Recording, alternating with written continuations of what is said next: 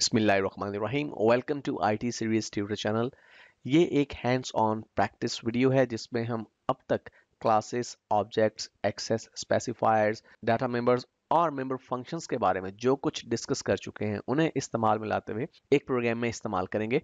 तो आइए देखते हैं कि इस प्रोग्राम में हम क्या करने वाले हैं। यहाँ पर हमने एक क्लास डिक्लेयर की है जिसका नाम बुक है और इस क्लास में कुछ डाटा मेंबर्स और कुछ फंक्शंस हैं। आइए पहले नजर डालते हैं डाटा मेंबर्स पे। तो मैंने कमेंट आउट कर दिया कि कहाँ पे हम अपने डाटा मेंबर्स को डिक्लेयर कर रहे हैं। तो देखिए कि हमने प्राइवेट एक्सेस स्पेसिफायर के साथ अपने 3 डाटा मेंबर्स को यहाँ पर डिक्लेयर किया है। इनमें से 2 data members integer data type के हैं, जिनमें से एक का नाम बुक आईडी और दूसरे का नाम पेजेस है, और तीसरा data member float data type का है जिसका नाम प्राइस है। उसके बाद हमने यहाँ पे कुछ मेंबर फंक्शंस डिक्लेयर किए हैं और तमाम मेंबर फंक्शंस हमने पब्लिक एक्सेस स्पेसिफायर का इस्तेमाल करते हुए डिक्लेयर किए हैं ताकि हम इन फंक्शंस को आउटसाइड द क्लास कॉल कर सकें। तो यहाँ पे देखिए हमने जो पहला फंक्शन डिक्लेयर किया है इसका नाम है गेट, और इस फंक्शन के साथ हमने वॉइड कीवर्ड का इस्तेमाल किया। इट मीन्स कि ये फंक्शन किसी किस्म की कोई वैल्यू रिटर्न नहीं करेगा।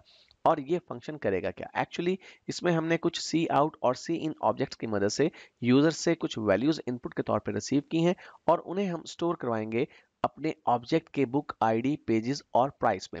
यहाँ पे आपको ये बात बताना चाहूँ कि जब किसी फंक्शन को कॉल किया जाता है किसी ऑब्जेक्ट के साथ डॉट ऑपरेटर का इस्तेमाल करते हुए, तो फंक्शन उस ऑब्जेक्ट से रिलेटेड जो डाटा मेंबर्स हैं उन्हीं में वैल्यूज स्टोर करता है और उन्हीं में से वैल्यूज रिट्रीव करता है।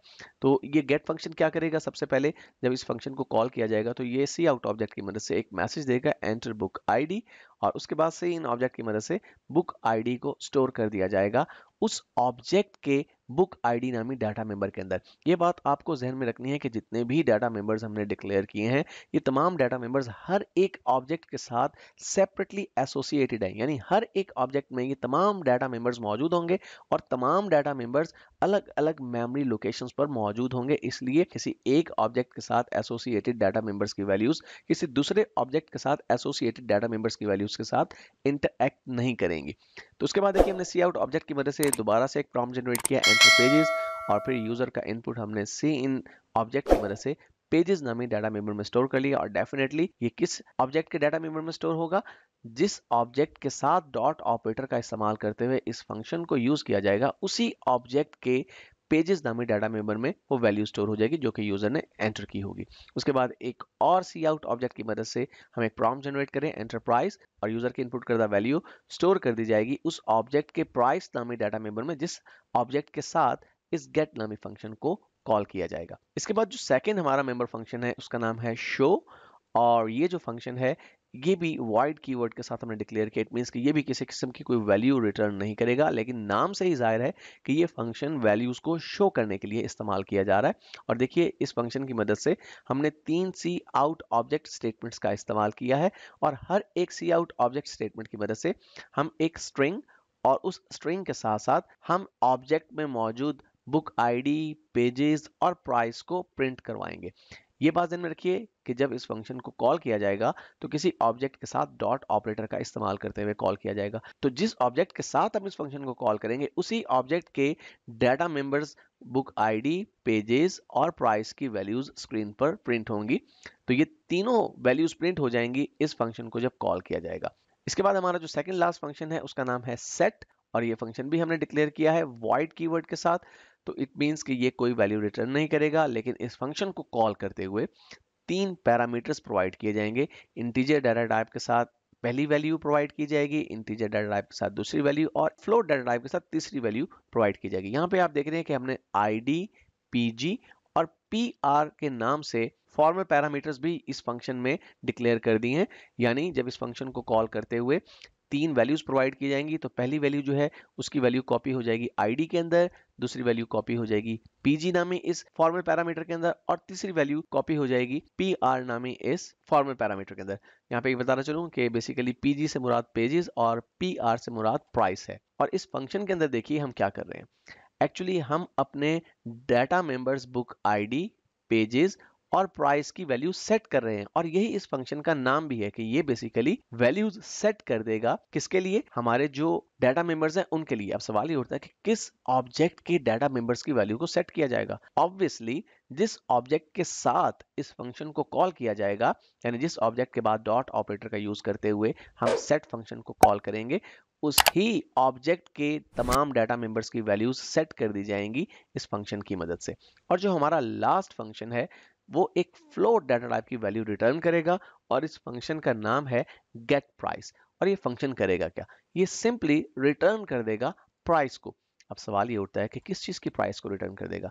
आपको ध्यान में रखना है कि आपका एक डाटा मेंबर है जिसका नाम प्राइस है, तो जनाब ये फंक्शन हमारे डाटा मेंबर प्राइस की वैल्यू को रिटर्न कर देगा। अब सवाल ये उठता है कि किस ऑब्जेक्ट की प्राइस को रिटर्न करेगा, क्योंकि प्राइस नामी डाटा मेंबर तो तमाम ऑब्जेक्ट्स में मौजूद होगा। तो जिस ऑब्जेक्ट के साथ हम इस फंक्शन को कॉल करेंगे डॉट ऑपरेटर के बाद, उस ही ऑब्जेक्ट की प्राइस को रिटर्न करवाएगा ये फंक्शन। तो ये हो गए हमारे डाटा मेंबर्स और मेंबर फंक्शन। आइए अब बढ़ते हैं अपने मेन फंक्शन की तरफ। और मेन फंक्शन में हमने क्या किया, सिंपली हमने अपनी क्लास बुक की मदद से दो ऑब्जेक्ट्स डिक्लेयर किए, बी1 और बी2। और ज़हन में रहे कि इन दोनों ऑब्जेक्ट्स में वो तमाम फंक्शंस जो ऊपर हम डिस्कस कर चुके हैं और तमाम डाटा मेंबर्स मौजूद हैं। उसके बाद हमने अपने पहले ऑब्जेक्ट बी1 के साथ डॉट ऑपरेटर का इस्तेमाल करते हुए गेट फंक्शन को कॉल किया। अब आपको ये बात ध्यान में रखनी है कि गेट फंक्शन क्या करता है। जब इस फंक्शन को कॉल किया जाएगा तो ये फंक्शन बेसिकली यूजर को तीन प्रॉम्प्ट देके तीन वैल्यूज स्टोर कर देगा बुक आईडी, पेजेस और प्राइस नामी डाटा मेंबर्स में। और आप देख रहे हैं कि जब हमने इस फंक्शन को कॉल किया तो B1 के साथ हमने डॉट ऑपरेटर के बाद इस फंक्शन को कॉल किया, तो इट मींस कि जो B1 नामी हमारा ऑब्जेक्ट है उसके तीनों डाटा मेंबर्स की वैल्यूज इस तरह से सेट कर दी जाएंगी कि यूजर जो वैल्यूज प्रोवाइड करेगा वही वैल्यूज सेट कर दी जाएंगी तीनों डाटा मेंबर्स के लिए। उसके बाद देखिए हमने अपने सेकंड ऑब्जेक्ट B2 के साथ डॉट ऑपरेटर का इस्तेमाल किया और सेट फंक्शन को कॉल किया। अब रिकॉल करवाता चलूं कि ये जो सेट फंक्शन है, मैं आपको दिखा दूं, इस सेट फंक्शन में हमें तीन पैरामीटर्स भी प्रोवाइड करने थे। हमें दो इंटीजर वैल्यूज और तीसरी फ्लोट वैल्यू प्रोवाइड करनी थी। तो यहाँ पर देखिए हम ऐसा ही कर रहे हैं, हम तीन वैल्यूज प्रोवाइड कर रहे हैं। 2 बेसिकली हमारी बुक का आईडी हो जाएगा, 320 पेजेस हो गए और 150.75 प्राइस होगी। तो ये तीनों वैल्यूज सेट कर दी जाएंगी B2 नामी ऑब्जेक्ट के तमाम डाटा मेंबर्स के लिए। उसके बाद हम सी आउट ऑब्जेक्ट की मदद से एक मैसेज स्क्रीन पर डिस्प्ले करवाएंगे, the details of the most costly book is as follow. कि अब दो बुक्स हो गई ना, एक बुक के लिए तो डाटा यूजर ने प्रोवाइड किया और दूसरी बुक के लिए हमने खुद से वैल्यूज सेट कर दी। तो उन दोनों में से जिस बुक की प्राइस ज्यादा होगी हम उसकी तमाम डिटेल्स को स्क्रीन पर डिस्प्ले करवाना चाहते हैं। तो हमने यहाँ पे कहा इफ अगर b1.getPrice is greater than b2.getPrice। हम यहाँ पे क्या कह रहे हैं, हम ये कह रहे हैं कि अगर B1 नामी ऑब्जेक्ट के साथ अगर गेट प्राइस फंक्शन को कॉल करने पर जो वैल्यू रिटर्न की जाएगी अगर वो बड़ी है B2 नामी ऑब्जेक्ट के साथ, जब हम गेट प्राइस फंक्शन को कॉल करेंगे तो जो वैल्यू रिटर्न की जाएगी उससे इस सूरत में शो फंक्शन को कॉल करें, लेकिन किस ऑब्जेक्ट के साथ, B1 के साथ। अब सबसे पहले तो मैं इस चीज को रिकॉल करवा दूं कि गेट प्राइस फंक्शन क्या कर रहा था। आपको याद है कि ये फंक्शन प्राइस को रिटर्न कर रहा था। हमारे डाटा मेंबर्स में एक डाटा मेंबर प्राइस की है और एक फंक्शन हमने गेट प्राइस के नाम से ऊपर डिक्लेयर कर रखा है, देखिए फ्लोट डाटा टाइप के साथ गेट प्राइस, और ये फंक्शन सिंपली रिटर्न करता है प्राइस को। अब ऐसा करने से हो क्या रहा है, एक्चुअली जब हमने इसे B1 ऑब्जेक्ट के साथ कॉल किया तो इसने B1 ऑब्जेक्ट के लिए जो प्राइस की वैल्यू थी उसे कंपेयर किया, चेक किया क्या B1 ऑब्जेक्ट की प्राइस बड़ी है B2 ऑब्जेक्ट की प्राइस से।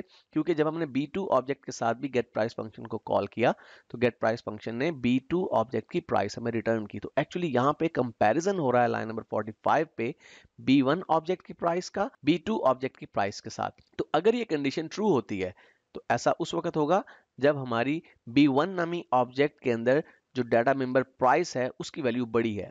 अगर ऐसा होता है तो फिर हम कॉल कर रहे हैं शो फंक्शन को, किस ऑब्जेक्ट के साथ, B1 ऑब्जेक्ट के साथ। अब ऐसा करने पे क्या होगा, शो फंक्शन का काम हमने अभी ऊपर डिस्कस किया, ये है कि वो तीनों जो डाटा मेंबर्स हैं उनकी वैल्यूज को प्रिंट करवा देगा स्क्रीन पर, लेकिन उससे पहले कुछ स्ट्रिंग्स भी स्क्रीन पर डिस्प्ले करवाएगा। मसलन वो स्ट्रिंग्स क्या है मैं रिकॉल करवा दूंगा आपको, book ID is equal to, pages is equal to and price is equal to.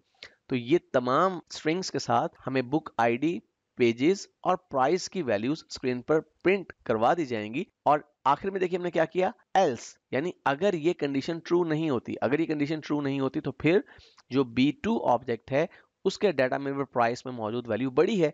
इस सूरत में हम शो फंक्शन को कॉल कर रहे हैं B2 ऑब्जेक्ट के साथ, तो फिर उसकी तमाम वैल्यूज स्क्रीन पर प्रिंट करवा दी जाएंगी। अब हम इस बात को ध्यान में रखते हैं कि जो प्राइस यहाँ पे दी गई है, जो पहले से सेट है, वो 150.75 है, जो कि सेकंड ऑब्जेक्ट B2 के लिए है। B1 के लिए वैल्यूज हमें खुद से प्रोवाइड करनी है। तो देखिए हमारे पास स्क्रीन पर मैसेज आया, enter book ID. Let's say कि मैं बुक आईडी एंटर कर देता हूँ 5, एंटर पेजेस 650, और प्राइस के तौर पे मैं 500.00 की वैल्यू एंटर करता हूं। अब ये प्राइस जो है वो ज्यादा है, तो फिर यही वैल्यूज हमें स्क्रीन पर नजर आनी चाहिए। The detail of the most costly book is as follow, और देखिए book ID 5, pages 650 and price is 500।